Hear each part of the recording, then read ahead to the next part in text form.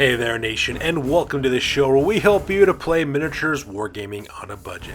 It is I, Commander Cheapskate, and we are back with another episode of the Golden Age. This is our series of Warhammer Fantasy Battle Reports that is dedicated to 8th edition Warhammer Fantasy, and this is Battle Report number 128. It is a 3,000 point battle that is fought between Stormcast Eternals as well as Lizardmen.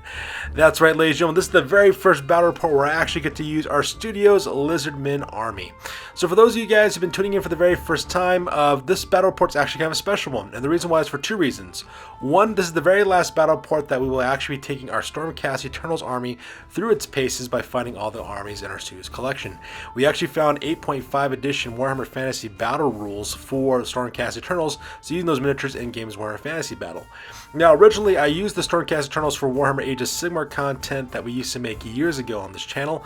However, my gaming group and I didn't really enjoy making those videos or playing that game too much, so because that we decided to focus on Warhammer Fantasy instead, and we've been much happier for it. The only problem is I had 2,000 points of Stormcast Eternals that I didn't know what to do with, and luckily by looking at those 8.5 edition rules, I could actually cobble together a 3,000 point army, and the Stormcast Eternal army has been fighting every single army up to this point. And the very last army that it will fight against will be my brand new Lizardmen army.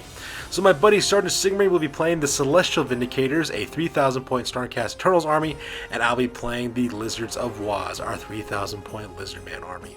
Now, in case if you guys are tuning for the very first time with the Lizardman army, if you haven't been looking at our series Back to the Primitive, our Lizards of Waaaghz is called that. The reason why is because it has a lot of orcs and goblin miniatures in this, and Review Proxima Source Warriors as well as skinks. So if you're looking at the battle report and you look at the footage, you're like, what the heck is up with all this? That's what I basically did. I kind of cobbled together the Lizardman army using some leftover orcs and goblins miniatures that I had, as well as some Lizardman miniatures that I was able to purchase.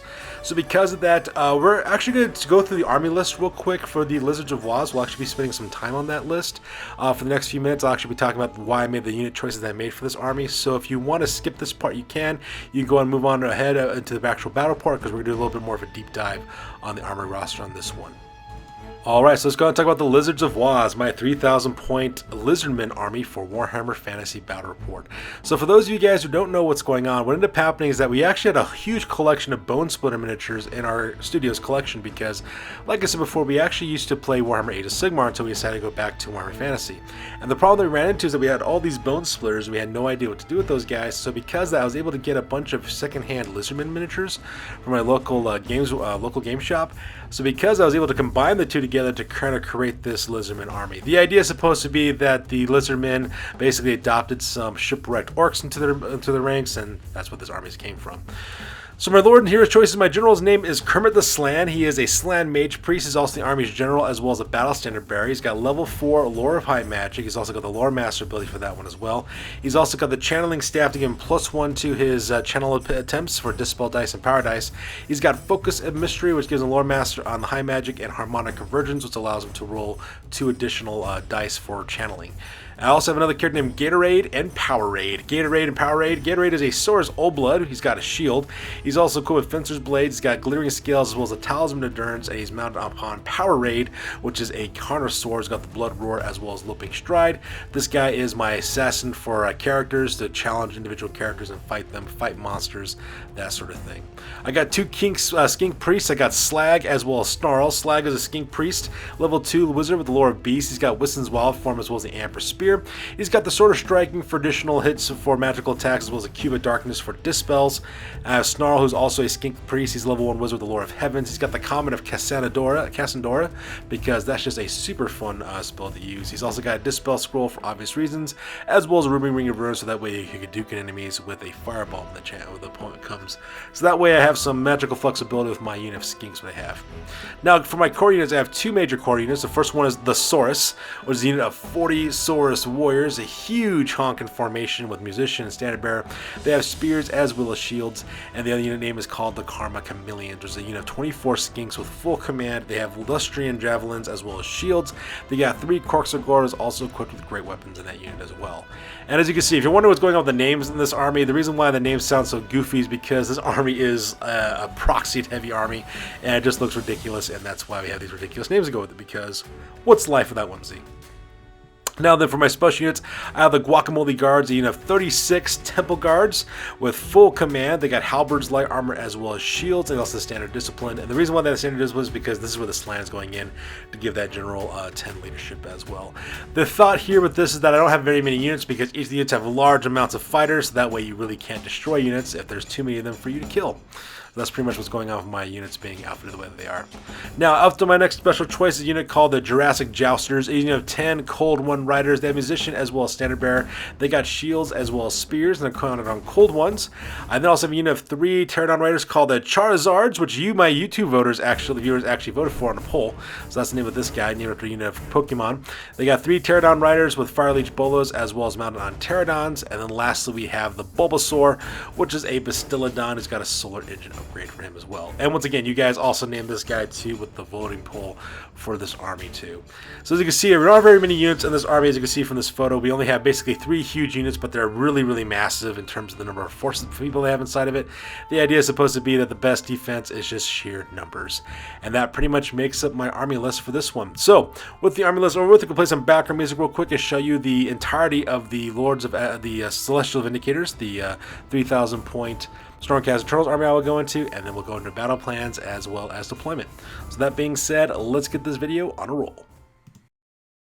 Crom, I've never prayed you before. I have no tongue for it. No one, not even you, will remember if we were good men or bad. Why we fought, or why we died. All that matters is that 2 stood against many. That's what's important. Balor pleases you, Crom. So grant me one request.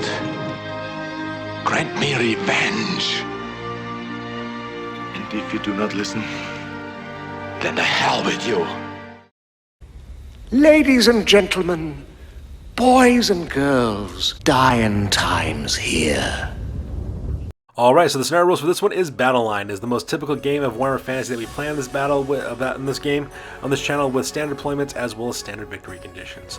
So with the scenario rules over, let's go and talk about battle plans and deployments real fast. So here's an overhead shot of the entirety of the battlefield. As you can see, Sergeant Sigmarine as well as myself are playing on a 4x6 table. Sergeant Sigmarine is deployed on the far side of the table while I'm deployed on the near side of the table as well.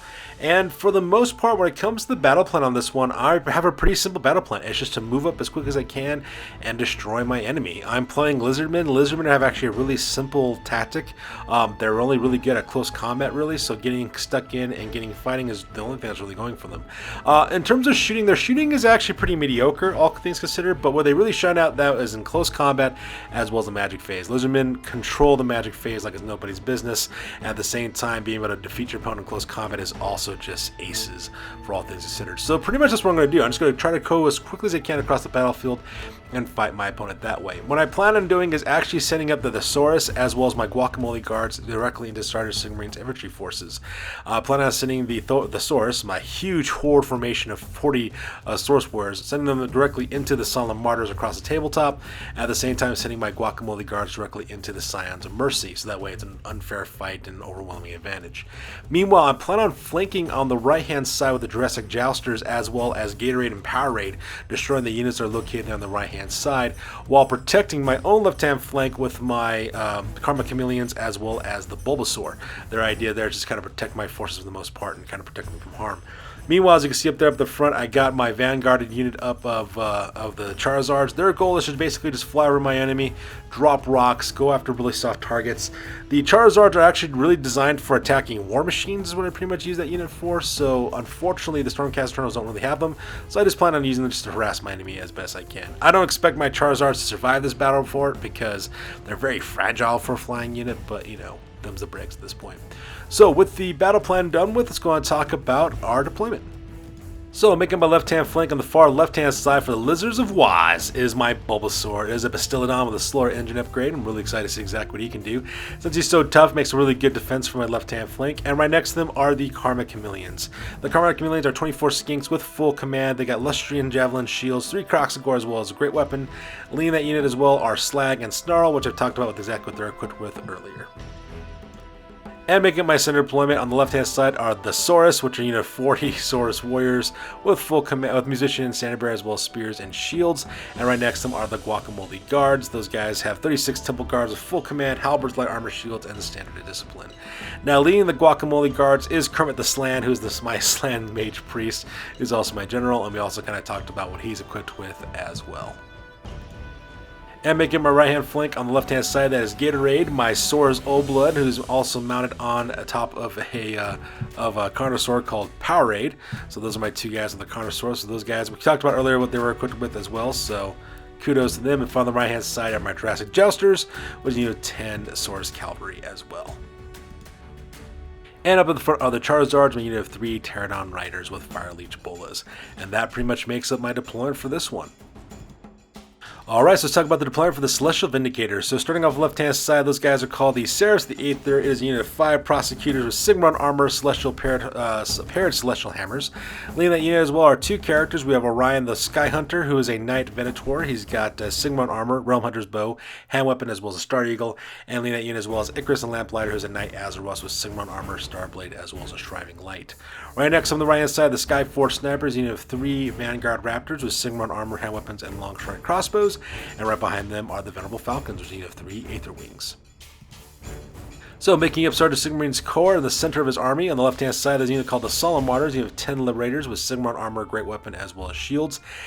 And leading that unit on the left-hand side, that is Lord Ios of Azure Earth. He is a Lord-Celestant, who's also the general of this army. He's got Sigmarond armor as well as a Sigmarite Runeblade. He's also got the Staunch Defender commanding presence ability, and he's also riding the Thundercaller, which is a Dracoth. Next on the right-hand side is Horus the Stormbringer's a Knight Vexilor with Battle Standard Bearer. He's also got Sigmarond armor as well as a great weapon, as well as the Meteoric Standard. And then finally, on the far right-hand, and then following next on the right-hand side, we have Jericho the Doomcaller, who's a Knight Heralder. He's got Sigmarond armor as well as a Sigmarite Broadsword. Now, making the right-hand side, that is the Scions of Mercy, is a unit of 10 Judicators with Sigmarond armor, Skybolt bows, hand weapons, as well as 2 shockbow bows. And leading that unit, of course, is Jathuhn the Sullen. Now, Jathuhn the Sullen is actually a little bit different this time around. He is a Lord-Relictor. He's also got Sigmarond armor and Relic Hammer. He's also got the Battle Prayers, Lightning Storms, Healing Storms, and Lightning Chariot. He's also got a Dispel Scroll. But my buddy Sergeant Sigmarin wanted to know if he can make him into a wizard, is what he wanted to know. And since this is unofficial rules anyway, I said, yeah, go ahead, make him a wizard. So because he's a level 4 wizard who's got the Lore of Heavens, because, Stormcast Eternals, Heavens, it just kind of works out for that most part. And those basically he has here in the center of his army. And finally, make up the far right-hand side of his army, we have the Heralds of the Dawn, which is 3 Vanguard Paladors with Sigmarond armor and Star Strike Javelins. And they're also mounted on Griff Chargers. And right next on the left-hand side, that is the Zenithal Titans, which is a unit of 5 Paladin Retributors with reinforced Sigmarond armor as well as Lightning Hammers. And that makes up deployment for the Celestial Vindicators. So with deployment, we go directly to the top of turn number 1, and both Sergeant Sigmarin and I roll off for initiative to see which of us will be going first. Alright, so that takes directly to the top of turn number 1, and I managed to get to go first in this battle report, so this is really awesome, because not only do I get to use this army for the very first time, I also get to go first on this battle report as well. So as you can see in this photo, I do not waste any time whatsoever, and everything that can march up does march up as quickly as I possibly can. So the first thing I do, of course, is I march fly my unit of Charizards, my 3 Pterodon Riders, directly over the top of the Solemn Martyrs. At the same time, I also drop rocks and manage to pop off one of those guys, which is absolutely fantastic. And the rest of my army just moves up. First of all, I march up my Powerade and Gatorade, my Saurus Old Blood on the Carnosaur, marching directly in the middle of the forest to kind of take cover behind those trees, so that way he doesn't have to worry about getting shot at too much. At the same time, I also marched up the Jurassic Jousters up to the right-hand side as well, to kind of sweep right and button hook to the right-hand side and take out my opponents that way. Meanwhile, I also march up my Karma Chameleons up their maximum 12 inches forward and taking cover in the forest, so that way they can lay down some long-range fire javelins they need to and protect my left-hand flank. And same thing with my Bastiladon the Bulbasaur. He also moves up his maximum amount of 8 inches forward, so that way he can also give them close range to use his Beam of Chotech ability from his Solar Engine, at the same time protect my left-hand flank. And at the same time, I also march up the Saurus as well as the Guacamole guards. They move up their full maximum of 8 inches forward and directly down the center. And that pretty much makes up my movement phase for this one. So here's a close-up of the Bulbasaur as well as the Karma Chameleons moving up as quick as they can left-hand flank to cause some trouble.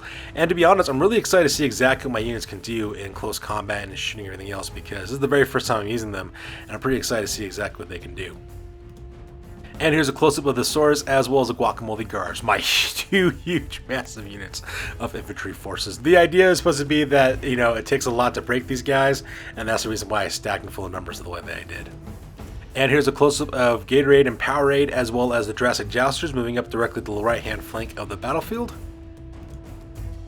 And finally, here is a close-up of my Charizard dropping rocks directly on top of the Sullen Martyrs. Managed to kill one of those guys, which is absolutely fantastic. So with the movement phase over with, we go directly to the magic phase.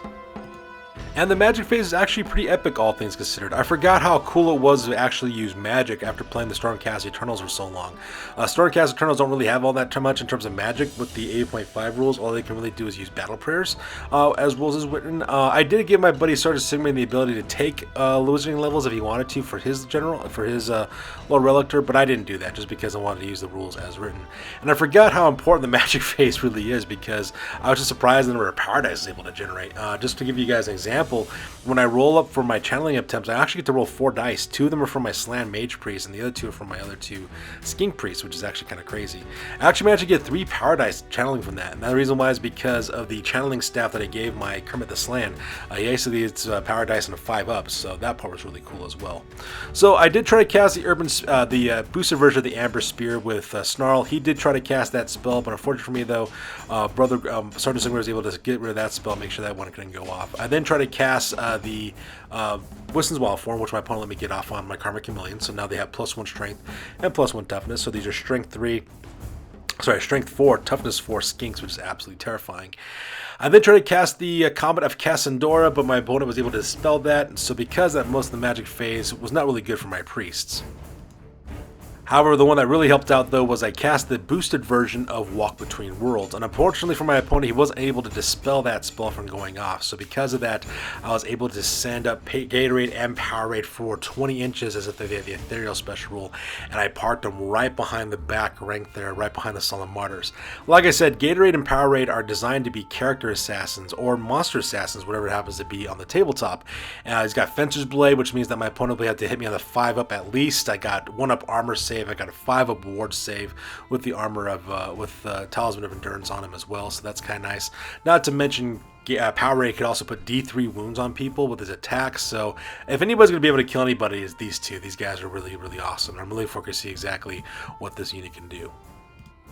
And that pretty much makes it my turns. With that being said, we go directly to the bottom, turn number 1 for the Stormcast Eternals, and this photo is taken after the movement phase. So first of all, my opponent decides to do some charging. Sergeant Sigmarond first of all declares a charge with the Heralds of the Dawn. They go directly to the right-hand side, charging directly into my Jurassic Jousters. So that part's kind of sad, just because I don't get that additional strength bonus from the initial charge, but, you know, I'll take what I can get at this point. They still have Predatory Fire. They can still generate additional attacks, so I'm really excited to see exactly how my Jurassic Jousters do against Griff Chargers, because I think that'd be really good good unit for them to take on.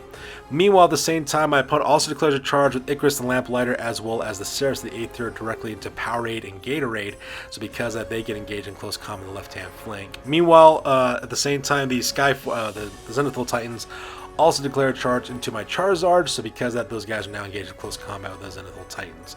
And between you and me, I know exactly my Charizards are not going to survive, just because they're skinks on Pterodons. They're not the toughest, nor the strongest unit on the battlefield, so that part's kind of sad. And then meanwhile, Orion the Sky Hunter, he actually moves out of the unit of the Ceres the 8th before they charge.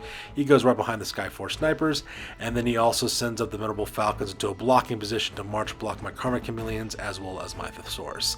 Everything else remains the same, and that pretty much makes the move phase for this one. So here's a close-up of this movement phase with the Venerable Falcons moving into a blocking position to block both my Karma Chameleons as well as my Thesaurus from charging directly into his main battle lines.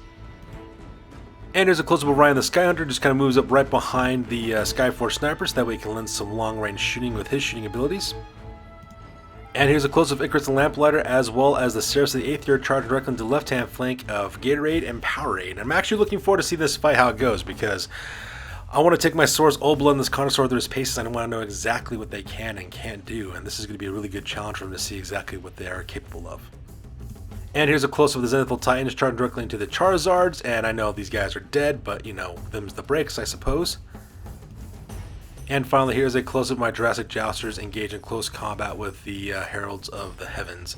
And I'm really looking forward to see exactly what my Cold One Knights can do exactly against Griff Chargers, because I think it'd be a worthy adversary for them to try it out and see exactly what happens there. So with the movement phase over with, we go directly to the magic phase and the shooting phase. So unfortunately for my buddy Stardust Sigmarine, his magic phase is pretty much a bust, so because of that, not much really happened there. However, the shooting phase, though, was where things really shined off. So the first thing he decided to do, he decided to concentrate fire with his the Scions of Mercy directly into the Guacamole guards. He actually opened fire with those guys, shooting with the shock bolt bows as well as the sky bolt bows. In the end, he was able to kill 7 of my Guacamole guards, so that part was kind of hard. At the same time, I also managed to put 2 wounds on Kermit the Slant as well. I got really lucky on those shots because they actually got 4 shots with those sniper causing D6 wound rolling shock bolt bows. I managed to I managed to block 3 of them with my ward save, so I got really lucky on that one. The last one got through though, but managed to put 2 wounds on Kermit the Slant, so that part was kind of sad as well. The next thing he decided to do, of course, is open up with the Meteoric Standard. Actually opened fire directly right between both my Guacamole guards as well as my Thesaurus. The Thesaurus actually lost 8 guys, so just like that, they just got wiped out. 25% of their unit just got wiped out with that comet as well. At the same time, I think one of my Guacamole guards was also killed by the comet too, so that part was kind of sad. Meanwhile, the Skyforce Sniper as well as the Trumpet Blast from Jericho the Doomcaller opened up directly onto my Karma Chameleons. These guys actually got off pretty good on this one. They only managed to lose 4 members of their team, so that part was absolutely fantastic on that. So pretty much liking the resiliency of the Lizardmen army. They're pretty cool so far. So with the shooting phase over with, we go directly to the combat phase. So with the combat phase, actually ended up being pretty good on this one. So what ended up happening is that my opponent decided to declare a challenge with Icarus the Lamplighter, and I decided to accept the challenge as well, which is absolutely fantastic. As you can see in this photo, my opponent was able to do anything to me whatsoever. I just had too much armor save and ward saves in order to stop that from happening, so that part was kind of nice. Not to mention having that 5 up to hit me with the glittering scales, worth it, especially when you combine with Finter's Blades, makes you totally unstoppable on that one. At the same time, I was able to easily kill off Icarus and Lamplighter, which was kind of cool. I think I managed to put 3 wounds with Gatorade, and then was finally Powerade, my Carnosaur, that actually finished him off, so that part was pretty cool as well. So that part was pretty neat. Meanwhile, combat between the Charizards as well as Zenithal Titans went about as well as you expect. The Zenithal Titans just totally destroyed my unit, killed 2 of my Pterodons, and I did nothing back whatsoever. Needless to say, I failed this battle by a landslide, so because I did have to test a break test, I did fail my break test, and I fled. And not only did I flee, I only fled like 4 inches. I think I rolled like a 1 and then 2 2s is what I rolled to flee for that guy. So needless to say, my buddy Sergeant Sumi decides to pursue. He overruns and kills out the very last of the Charizards, and overruns directly into the right-hand flank of Gatorade and Powerade. And just like that, my Sora's Old Blood on Connoisseur is now being in 2 pincer attacks from the right-hand flank with the Zenithal Titans, as well as the left-hand flank with the Ceres the Aether. So I might have made a tactical mistake on this one, but that's perfectly fine, just because it actually will test out exactly what these 2 guys can do in close combat. Meanwhile, combat between the Jurassic Jousters as well as the Heralds of Heaven was actually pretty good. I managed to put 5 wounds directly onto the Heralds of Heaven, which is absolutely fantastic. And then at the same time, they were able to kill 2 of my Jurassic Jousters as well. And the thing that's actually been killing my Jurassic Jousters, the funny part was my Heralds of Heaven have not been really doing much in close combat. They haven't really done much in close combat, really, since I've used them in my previous battle reports in my Stormcast Eternals. However, Stardust Sigmarine, though, he was able to put 2 wounds on my guys because of his Griff Chargers. Griff Chargers, when they roll a 6 to hit, they automatically wound with no armor saves, and so because of that, I managed to kill 2 of my Jurassic Jousters using that ability, so that part was pretty much insane. Now, I won this battle fair and square, but unfortunately for me, Stardust Sigmarine passed his leadership test, so these guys are now engaged in another round of close combat. So that being said, that takes directly to the top of turn number 2 for the Lizardmen, and this photo is taken after the movement phase, and the first thing I do, of course, is I declare a charge. I declare a charge with my Thesaurus and go smashing directly into the Venerable Falcons, engaging those guys in close combat. So, you know, between you, me, and the wall, I know exactly what's going to happen with those Aether Wings. They're going to die because my Saurus are beasts that way. My plan is to do an overrun with my Thesaurus through the Aether Wings, hopefully smash directly into the Solemn Martyrs and get those guys in close combat. Now, I did not charge the Guacamole guards. Now, you might be wondering, well, Commander Chiefskate, why didn't you charge them forward? The reason why is because if I had sent the Guacamole guards by themselves into the Scions of Mercy, that would open up the right-hand flank from being, left-hand flank rather, to being charged from the Solemn Martyrs, and I don't want to capture that unit in a pincer attack because that's a huge unit of Temple Guard for one. That's worth a lot of points, and secondly, my general's in there too, and I don't want to lose that guy either. So I decided just to move them up to their normal movement allowance just to secure the right-hand flank on my thesaurus, so that way when I charge in, I can just charge in everybody at the same time and then take care of them that way as well. At the same time, I also moved up my skinks moving up forward, just moved up their normal movement allowance. I did not charge with them, and the reason why I didn't charge them is because the distance was pretty far from where they were in the forest to where the Skyforce snipers are, so I didn't want them to run forward and not be able to connect with the charge. So instead what I did is I just moved up to their normal 6-inch movement allowance, which is still quite a bit, so that way I have them throwing range with their javelins, because I want to see exactly how effective their javelins are in shooting phase as well. At the same time, I also marched the Bulbasaur up the left-hand flank, so that way they can protect my left-hand flank at the same time, you know, put some pressure on my opponent with that beam of Chotek from the Solar Engine. Meanwhile, Gatorade and Powerade, my Saurus Obla and the Connoisseur are still fighting on the top of the table there with the Zenithal Titans and the Seraphs of the Aether. At the same time, my Jurassic Jousters still engaged in close combat with the right-hand flank with the Heralds of Heaven. And that pretty much makes up my movement phase for this one. So here's a close-up of my Karma Chameleons as well as my Bulbasaur moving up as quick as they can to protect my left-hand flank. And here's a close-up of my Thesaurus, also fighting really quickly against my my opponent's Venerable Falcons, as well as my Guacamole Guard bringing up my right-hand flank. And here's a close-up of the Jurassic Jouster, still engaged in close combat with the Heralds of Heaven.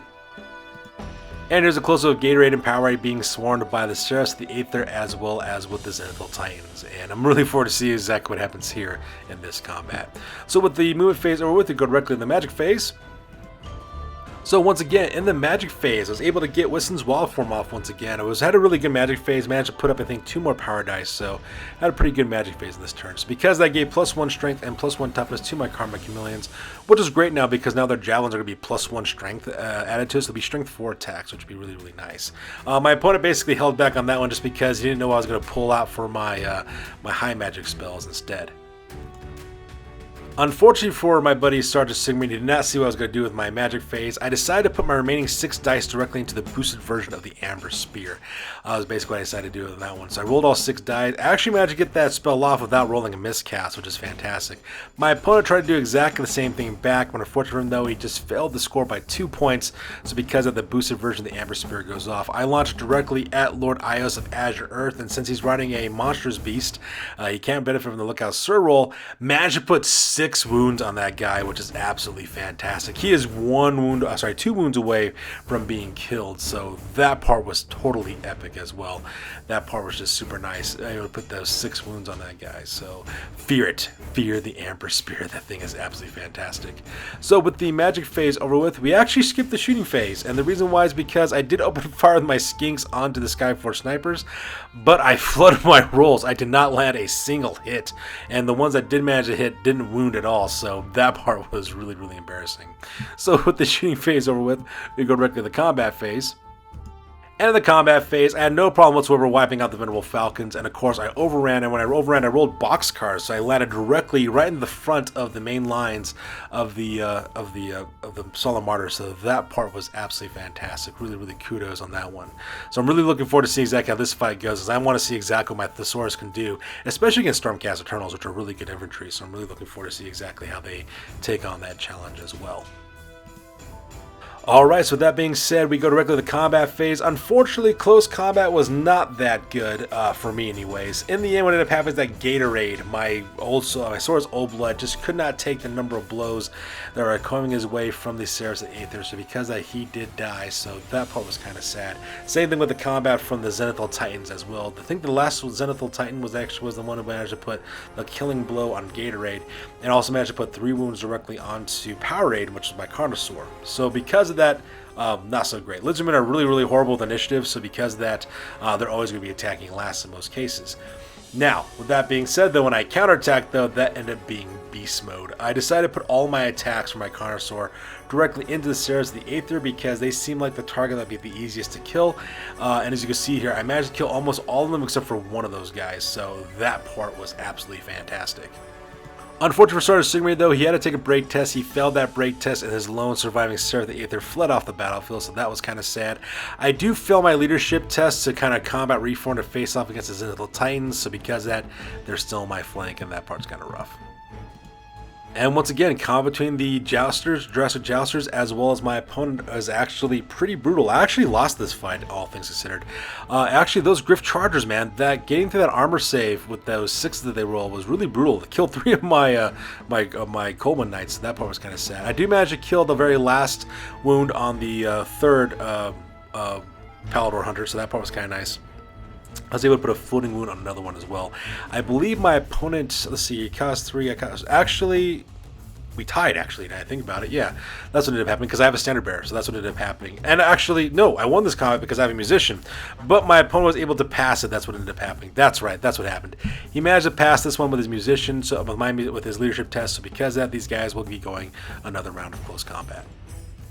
So that being said, we go directly to the bottom of number 2 for the Stormcast Eternals, and this photo is taken after the move phase, and as you see in this photo, not much movement has really occurred for my buddy Starter Sigmarine. The only elements that are not engaged in close combat are his 2 shooting elements, and for them to move is not really a good idea because his long shot raptors can't shoot if they move. At the same time, he gets to shoot twice with his Solemn Martyrs if he doesn't move as well. The only thing that does move is Orion the Sky Hunter. That guy actually march flies over the right-hand side, right behind the Scions of Mercy. That way he can do some shooting with that Realm Hunter's bow of his. And that is really about it. So here's a close-up of the move phase. As you can see there, the Skyforce snipers are standing on the ground with the Scions of Mercy getting ready to fight my Thesaurus, and I'm really looking forward to see exactly how that combat's going to go. At the same time, here's a close-up of Powerade, my Carnosaur, fighting against the Zenithal Titans because Gatorade is dead. At the same time, you can see that the Scions of Mercy are standing their ground with Orion the Sky Hunter picking up their rear there with his Realm Hunter bow.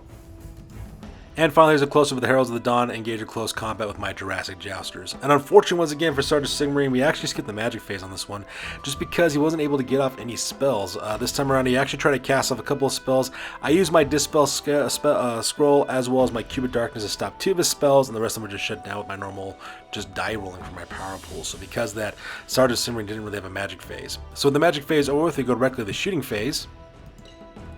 And once again, the shooting phase is actually not that bad this time around. He does open fire with the Scions of Mercy directly into my Guacamole guards. Only managed to kill 4 of my guys this time around, so that part was really nice as well. Not to mention, at the other side, the Skyforce snipers just flubbed their rolls in order to hit my skinks. Weren't able to cause any wounds there, so we were perfectly fine on that side too.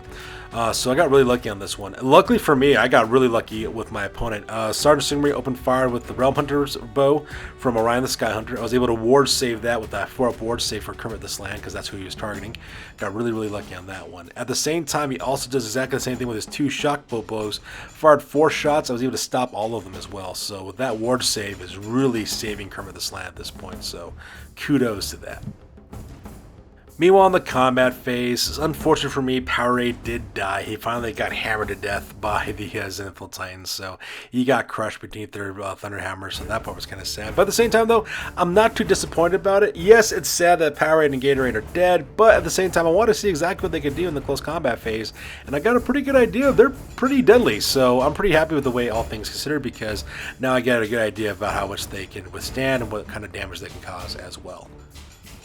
Meanwhile, combat between the Thesaurus as well as the Solemn Martyrs was a bloodbath. I wanted to see exactly what my Saurus warriors could do in close combat, and I got a pretty good idea of what they can possibly do. In the end, I was able to kill 2 Liberators, which is actually kind of nice. And the reason why is because I've spent most of my combat trying to kill Lord Ios of Azure Earth is what I was trying to do. So I spent most of my fighters fighting directly into that character. It's just that he's really, really tough to kill. He's got really good armor save. He's also got a 5-up ward save, so it was almost next to impossible. Was unable to do anything against that guy. And then, of course, the remainder of my attacks I put directly into the Liberators. So because I was able to kill 2 Liberators, however, my opponent, though, when he attacked with Horus the Stormbringer, as well as Jericho the Doomcaller, his General Lord Ios of Azure Earth, and the normal attacks he gets from his Liberators, he managed to kill 13 of my Thesaurus, which is really, really bad, too. Not to mention, he also has shield walls, he also gets rank bonuses, too, so it was really, really bad. Needless to say, I lost this battle by a landslide, and I had to take a break test, and I failed that break test. And I know what you're thinking. You're like, wait a minute, Commander Cheapskate, you failed a break test with Lizardmen? Yes, I failed a break test with Lizardmen. And the reason why I failed that break test is because I made a rules mistake. I forgot that you roll 3d6, you take the lowest 2 is what you did. I just took a normal leadership test because I totally forgot about the cold-blooded rule. However, though, it did work out in the end because I did escape. I ran back 8 inches. The Solemn Martyrs charged forward. They charged forward 4 inches. So I just barely made it by the hair of my chinny chin chin. I got 4-inch distance between me as well as the Solemn Martyrs as well. And actually, all things considered, after we got done doing this, Sergeant Sigmarond just reminded me, he's like, hey, wait a minute, don't you have cold blood? Don't you guys have cold blood on your characters? They take the 2 lowest out of 3d6. I read the rules and saw that, yeah, I was supposed to do that. I didn't do that during this turn. Sergeant Sigmarond, just to let you guys let you know how good of a guy Sergeant Sigmarond is. We just play for fun, is what we mainly play. We don't win anything when we play. We just do it because it's a fun thing to do. Sergeant Sigmarond was like, "Hey man, do you want to re-roll that break test and do a do-over real quick, so that way you use your cold blood rule?" And that's how much of a nice guy he is. I told Sergeant Sigmarond, "No, I made my mistake. It's my army. I should know my rules. I'll just go with it."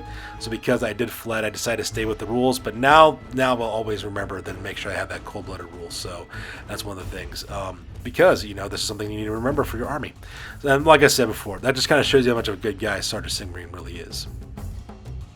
Meanwhile, combat between my Jurassic Jousters as well as the Heralds of the Dawn is not looking very good right now. I managed to put 1 wound directly onto the Heralds of the Dawn, and they managed to put 2 wounds on my Jurassic Jousters.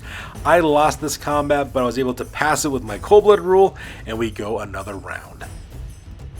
So with that takes directly to the top of turn number 3 for the Lizardmen on this one, and this photo is taken after the movement phase, and with a YOLO in the air, I charged forward, just because now I'm finally within range. I want to see exactly what I can do, and I'm liking my odds in close combat.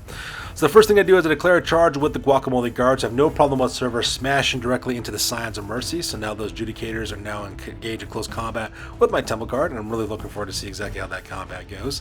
Meanwhile, the Saint also managed to lose a couple more guys because they stand and shot as a reaction, if you want to know what's going on there. So that's what's happening in that situation. At the same time, I also charge off with my Karma Chameleons and go charging directly into the Skyforce Snipers and engage those guys in close combat.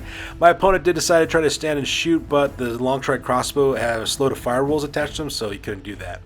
Meanwhile, I was able to actually rally to the source. They turned 180 degrees to face off against the Solemn Martyrs in case those guys decided to charge forward. And I also decided to take my Bastillodon, the Bubble Store, and move to the right-hand side so that way he can charge into the left-hand flank of the Solemn Martyrs if the need should arise. Or at the same time, be able to use his Beam of Chotek ability, but I'm able to get that spell off as well. And lastly, the Jurassic Jousters still engage in close combat with the Herald of Heavens on the right-hand flank. So here's a close-up of the movement phase with the Bulbasaur getting ready to charge the left-hand flank of the Solemn Martyrs. At the same time, our Karma Chameleons are engaged in close combat with the Skyforce Snipers.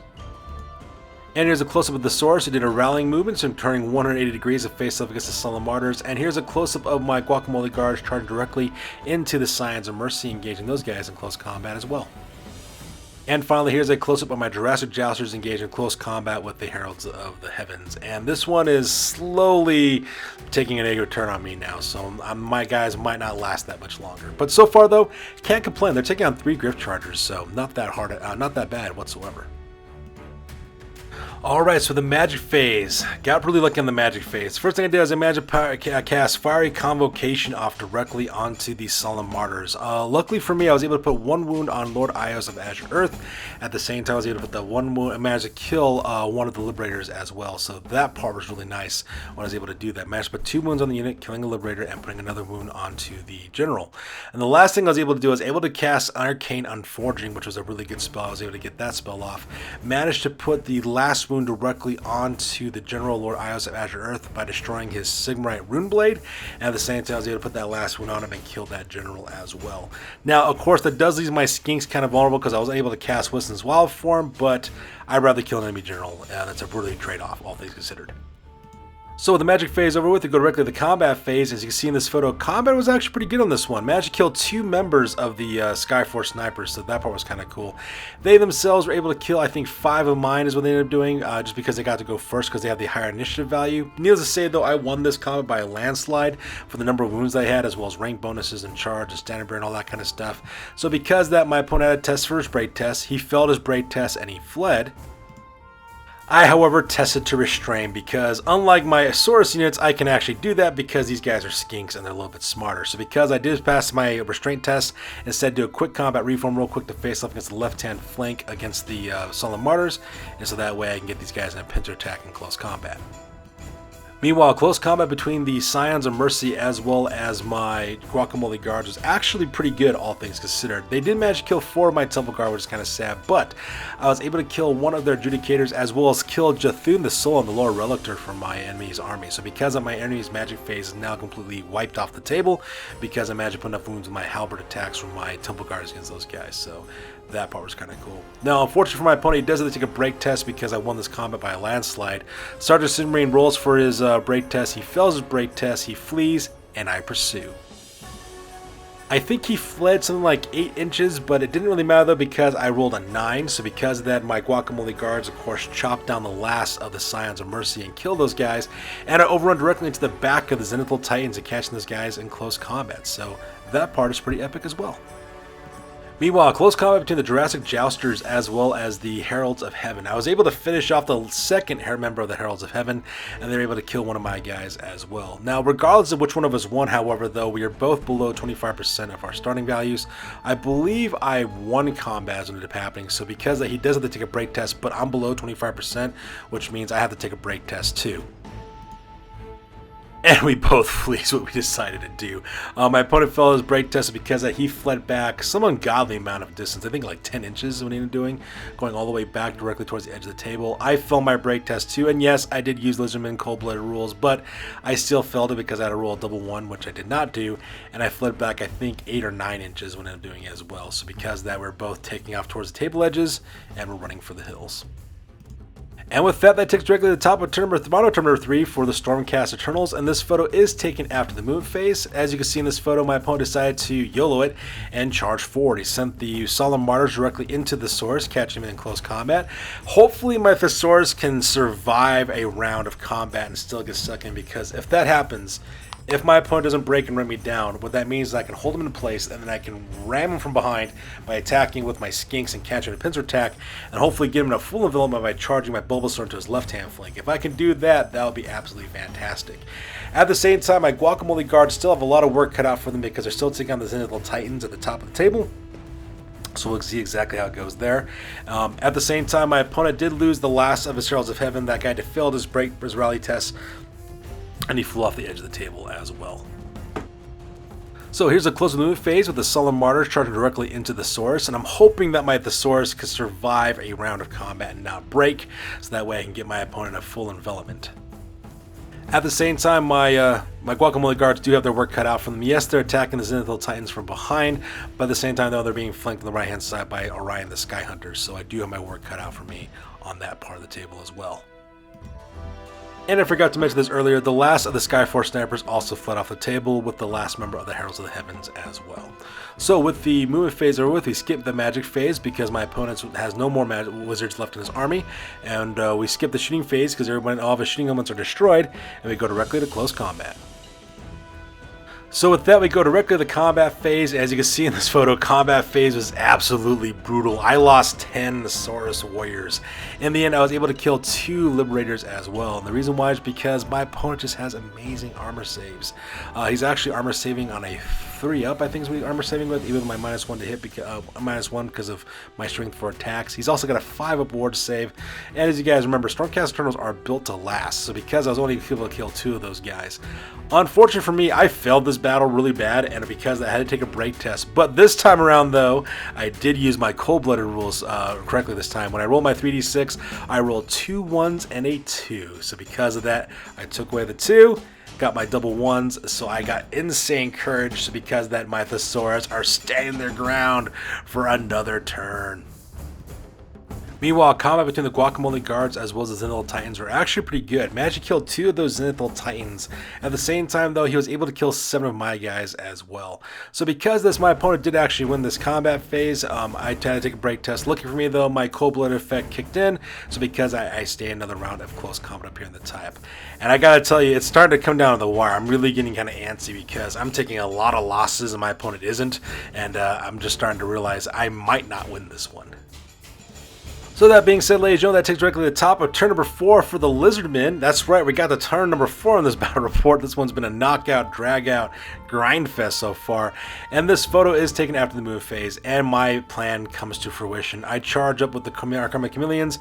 They go directly into the back of the Solemn Martyrs, catching them in a pincer attack with my Thesaurus in the front, as well as my Karma Chameleons in the back. I also charge the left-hand flank with my Bulbasaur, and so because of now they're in a full envelopment. Meanwhile, my Guacamole Guard is still engaged in close combat with the last 2 members of the Zenithal Titans, as well as Orion the Sky Hunter. And oddly enough, I do manage to get my Insane Courage roll with my last 2 members of the Jurassic Jousters. I rolled 2 2s and 2 1s and a 4, and so because I dropped the 4, I got the 2 1s, and so because of my Lizardmen managed to rally. So here's a close-up of the move phase. As you can see in this photo, I just charge up forward and manage to get him in a full envelopment, so that is super awesome there. And here's a close of my Guacamole Guards taking on the last 2 members of the Zenithal Titans, as well as Orion the Sky Hunter. And finally, here's a close-up of my Jurassic Jousters rolling the double 1s on the Insane Courage, and they're coming back for another fight. So that part was really awesome as well. So with that being said, we go directly into the magic phase, and the first thing I was able to do was I was able to cast off Wiston's Wild Form directly onto the source, and now those guys have +1 strength as well as +1 toughness. So I'm really looking forward to see exactly what these guys have now, because now my Thesaurus are now toughness 5, strength 5. So now hopefully I can cause some hurt directly onto the Solemn Martyrs. At the same time, I was able to cast Fiery Convocation off directly onto Orion the Sky Hunter, so that part was really nice too. Unfortunately for me though, I wasn't able to wound him though, but that's a remain in place spell, so hopefully I can cause some damage on its later subsequent turns. So with the magic phase over with, you go directly to the combat phase. So in the combat phase, I was able to kill off the last 2 members of the Zenithal Titans, so that part was awesome as well. At the same time though, my opponent was able to kill 3 members of my Guacamole Guard. Needless to say though, I actually won this combat, so because of that we do stick out for another turn. Meanwhile, combat here in the center of the table is actually all kinds of awesome. The reason why is because I was able to kill 4 of those Liberators, so that part was kind of nice. At the same time, they're only able to kill, 3 of those Liberators. At the same time, they're only able to kill 1 of my Source Warriors as well, so that part was awesome as well. Needless to say, my opponent had to take a break test for these guys. He failed that break test. However, though, I rolled a Pursue, of course. I rolled, I think I rolled out of the box, actually, with my Skink Warriors who were actually going to go after those guys and kill them. But we really didn't worry about actually taking the photo about it because they actually failed their fleet. They actually rolled like a 5, I think, so they rolled. And my Skinks rolled a 6, so because of that, they all would have been killed. So instead of actually moving the miniatures and taking a photo, we pretty much decided to call it right here. And with that, ladies and gentlemen, that pretty much takes us to the end of the game with the Lizardmen winning their very first game of Warhammer on this channel. So that part was all kinds of awesome. I'm not going to lie, this battle was exhausting. By the time it got done, Sergeant Sigmarite and I were kind of like done. Just FYI, whenever I have my friends over to play, what ends up happening is I usually cook dinner is what I usually do when my friends come over to play. We usually play around the mid-evening, around the early evening, all the way into the night in most cases. And so because of that, once we got done with this battle, Sergeant Sigmarite and I were kind of like done. We went downstairs, had some dinner, and pretty much called it because this was a grind fest. It was exhausting, all the combat rolls we were making, but well worth it because the Lizardmen dominated their very first game. So that being said, ladies and gentlemen, go directly to the after action report because this game is now officially over. That's it, man. Game over, man. It's game over. Sure, I could have stayed in the past. Could have even been king. But in my own way, I am king. Hail to the king, baby. Alright folks, now it's time for the after action report. This is the part of the battle report where we talk about what went well, what went poorly, and what we can learn for the next time that we do battle. This is the after action report for the Golden Age Warhammer Fantasy Battle Report number 128, and this one ended being a victory for yours truly. I managed to score 3,006 points from Sergeant Sigmarite, and Sergeant Sigmarite was able to score 604 points out of me. I lost Gatorade as well as Powerade and the Charizards. Meanwhile, Sergeant Sigmarite pretty much lost everything. He lost Lord Ios of Azure Earth and the Thundercaller, Jathuhn the Sullen, Horus the Stormbringer, Jericho the Doomcaller, Icarus the Lamplighter, the Solemn Martyrs, the Scions of Mercy, the Zenithal Titans, the Saras of Aether, the Skyforged Snipers, the Venerable Falcons, and the Heralds of Heaven. And I'm not gonna lie, this battle was exhausting. It was a pure grind fest, completely revolving around the combat phase for the most part in this battle. However, I do have to admit, I really really enjoy playing the Lizardmen right now. When it comes to armies in Warhammer Fantasy Battle, most armies have either one or two things that they're really good and they really focus on. For example, Wood Elves can really good shooting, High Elves can do really good combat and magic, as well as shooting as well. Empire has really good, war machines and, lots of troops. Orcs and Goblins, excellent close combat fighters, go on and go forth. However, the Lizardmen are a really rare army because they actually have really three things they're really good at. First of all, they have really excellent combat. Just own it in the combat phase. They have excellent magic, controlling the magic phases, and they also have great resilience, both physically to taking damage, at the same time psychologically as well. Just to give you guys an idea about that, I pretty much bullied the magic phase, pretty much getting off spells whenever I wanted to for the most part, and at the same time preventing Sergeant Sigmarond from getting any of his spells off as well, so that was one of the things that was nice. Now, while I do have higher strength and higher toughness in this army, I really don't have much against really high armor saving enemies that have really good armor save, as well as when you combine it with board saves, kind of like the Stormcast Eternals. I feel that this was an excellent test for the Lizardmen because, let's face it, I'm never going to go up against any harder infantry forces than a Stormcast Eternals army. They have excellent armor saves, really high strength, really high toughness. They also have ward saves as well. So because of that, in comparison, most other armies' infantry is not going to be that much difficult to get through. Don't get me wrong. I mean, I took a lot of casualties. I took a hell of a lot of casualties in this battle report. The only thing that really saved my units was the fact that they're so large. All right, that's the reason why they survive so well. Having a 40+ unit of Source Warriors, 36+ Warrior Temple Guard really helped me to survive on these guys, because each of my infantry blocks pretty much have 30+ fighters in the minimum, so they're pretty survivable in most situations. I just got, as you can see, two of my units pretty much got brought down to almost 25% capacity after the time I got done. So I did suffer a lot of casualties and a lot of death in my units. It's just that none of them were really destroyed for the most part, and that's the reason why I was able to pull off this victory as well as I was able to. Just to give you guys an idea about the Stormcast Eternals, right now the Stormcast Eternals final record is at 7 wins as well as 7 losses. So this army is about 50% effective, depending on if you follow the rules correctly. Most of the time I did not follow the rules correctly for my army, so that's the thing that's really caused a lot of that army to lose a lot of battles.